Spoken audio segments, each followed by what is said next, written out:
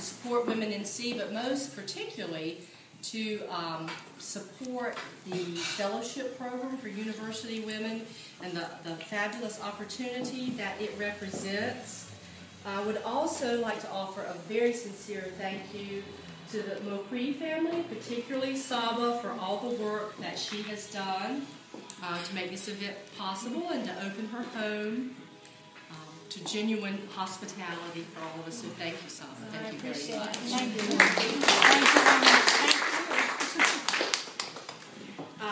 The main reason we're here today is for the new group of fellows, the 2012 fellows, because that's when they will be traveling to the UN for their presentation. So I will let them tell you who they are and where they go to school, a little bit about the project they're working on. You guys want to come forward? Oh, yeah, we won't hide behind the column here. Oh, sure.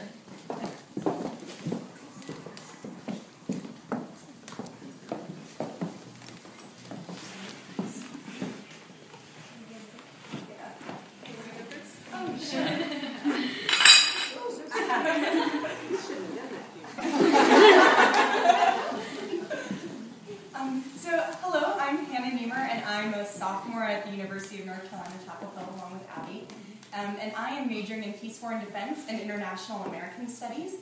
The focus, I guess, for me with WomenNC is going to be the idea of incorporation of new media and technology education into young girls' curriculum. So empowering young girls out of poverty through access to new means of expression, and then how that will kind of facilitate their change. So I'm really looking forward to delving more into that research, and I'm very appreciative of WomenNC for the opportunity to do so. So thank you all for supporting WomenNC. Thanks, Hannah. My name is Abby Bouchon. I'm a junior at UNC Chapel Hill. I'm a biology major with double minors in chemistry and entrepreneurship. And my topic for WomenNC is focusing on health empowerment and how entrepreneurship can actually play a role with that. Specifically, I'm working with the HOPE projects through the CDC and through Carolina, and it's just going to be such an incredible opportunity to learn more about how health and empowerment can be working together to improve rural women's lives. So I'm really, really excited for this opportunity, and thank you guys all so much for your support. I really appreciate it. Thank you everyone for coming, and thank you and everyone for Meredith for coming. So my topic is, my name is Maria Mamit Cantesa. I go to Meredith College. I'm a senior majoring in business administration and economics. The focus I have pursued is agriculture, women in agriculture, related with agriculture.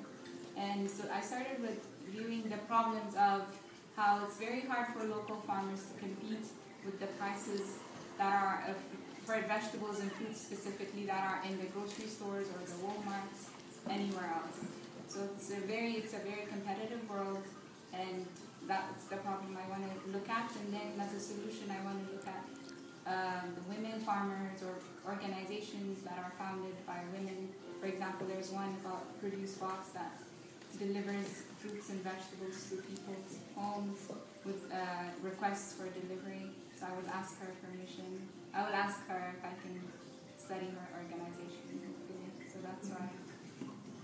And Mar, you did mention that we're developing a partnership with Meredith. We're very excited about that. If you wanted to introduce some of the faculty that's going to that. This is Dr. Beth Mueni. She's the director of the honors program. And this is Deb also. Deb, she works in the honors program as well. And there's Marie. She's the director of academic and career planning.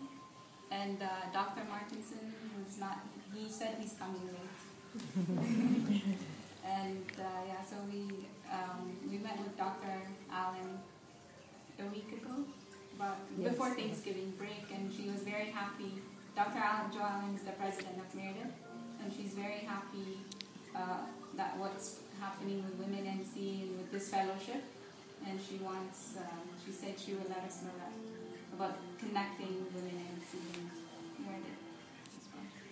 Thank you. So a special thank you to all of you for supporting your student and for helping us build a new partnership. We appreciate that. And who would be the best person to tell about the women who are not here?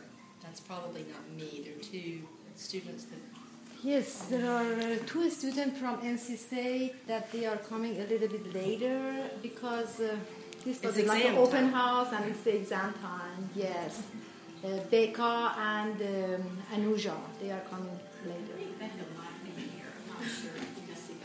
There is a brochure available at the registration table, so please pick that up. That tells about all of the 5 women that are participating in the fellowship program this year, so we'd love for you to have that. And now it's my pleasure to introduce and welcome our honored guest, the Honorable Elaine Marshall, who I believe I have my history right, was the first woman elected to statewide executive office in North Carolina.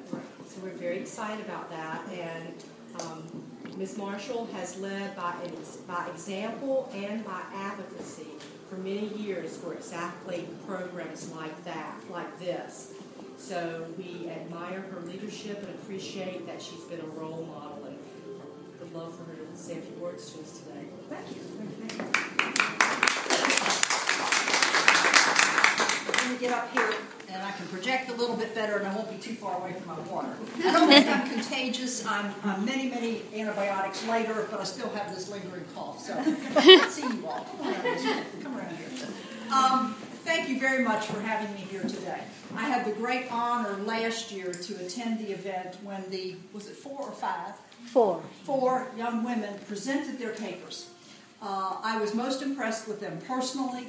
I was most impressed with their work.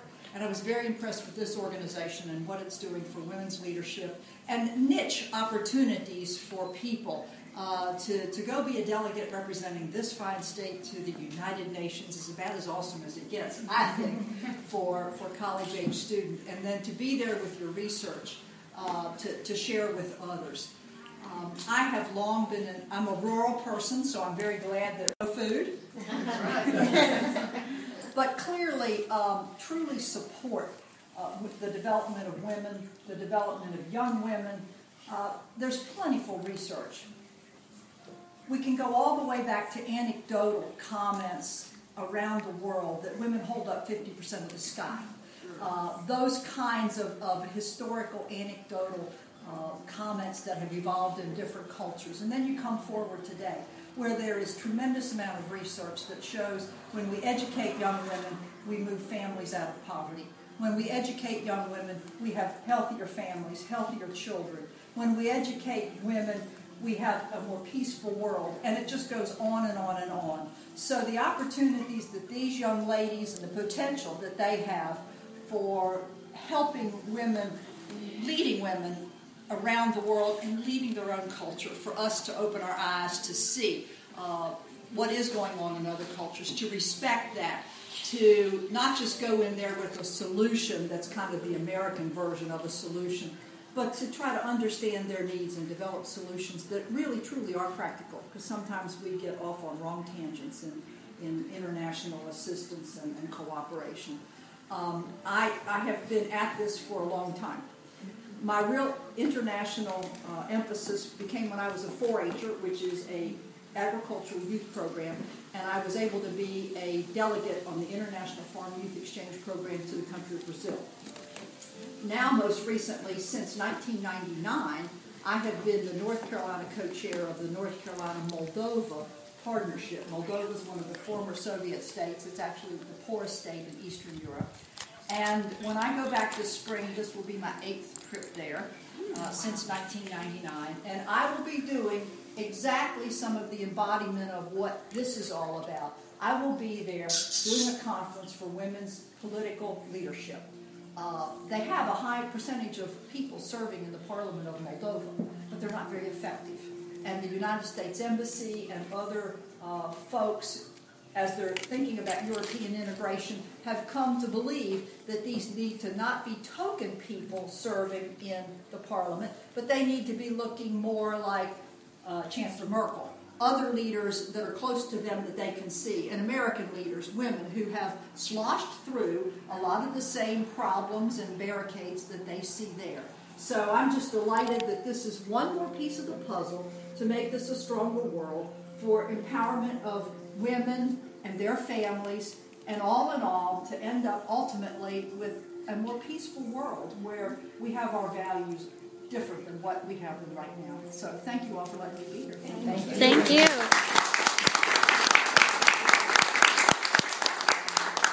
And I didn't cough, so. Thank you very much. Well, we're all excited about what's going on, but for all these things to happen, we have to have support, and that translates into money, of course. And all of you who are here, a lot of you already do support WomenNC, but we're here today to particularly focus on this fellowship program and for it to keep going forward, and for a new group of young women each year to have this opportunity. We need your continued support. And you will see a brochure at the registration table about the Carolyn King Scholarship. There's no better way to quickly see what this is all about and why it's important and how you can be a part of that. There is some contribution information on the back, but there's also on the tables here and in the room next to the kitchen in the den a small card that you can fill out with your contribution. And please don't think that because you can't give enough to pay for the entire cost of a scholarship that your contribution isn't effective. That is not true. Absolutely every contribution is effective and valuable, and we need it and appreciate it. So please think about that as you're enjoying the tea stations and the different foods and visiting with the 2012 fellows. So does anybody have any questions? Can I say something? I just wanted to thank and welcome everyone for being here. And I haven't been with WomenNC that long, just 6 months, maybe 6 or 7 months, but I've been just so impressed, and I'm honored to be part of such a great organization that does so much for our young people's leadership and what they basically do as far as education, what Elaine mentioned. And so I'm just thrilled and honored to be part of this. And this is another way for me to give back to the community. Okay, thank you. We have a 2011 fellow here. Yes, we do. 2011. Annie Clark. She went to the United Nations. Maybe she wants to say a few words about her experience. What am I supposed to say? I've been talking all day. Well, tell us how it made a difference to you. Oh my goodness, it's amazing. So I'll stand over here. I've been teaching 7th grade all day. So yeah, my name's Annie Clark, and I had the awesome opportunity of being where you were last year. It's going to be incredible, so be ready. I went and I presented, my topic was violence against women in higher education. And so I looked at violence against women, or actually people in general, in school systems, and what that looks like, particularly in college in the U.S., but also globally, and how important education is and how violence affects that for women. But I guess we should speak about the experience, or... Yes, experience. What was going on at the Oh UN? my goodness. There's so much. Like, there's so many incredible people, and you will have the opportunity to meet and talk and have events like this just like every single day. Like, I think I was at the Hungarian embassy, the Turkish embassy. At one point I was in the back of Gina Davis's limo. Like, Gotta work that in. That was pretty special. So, no, but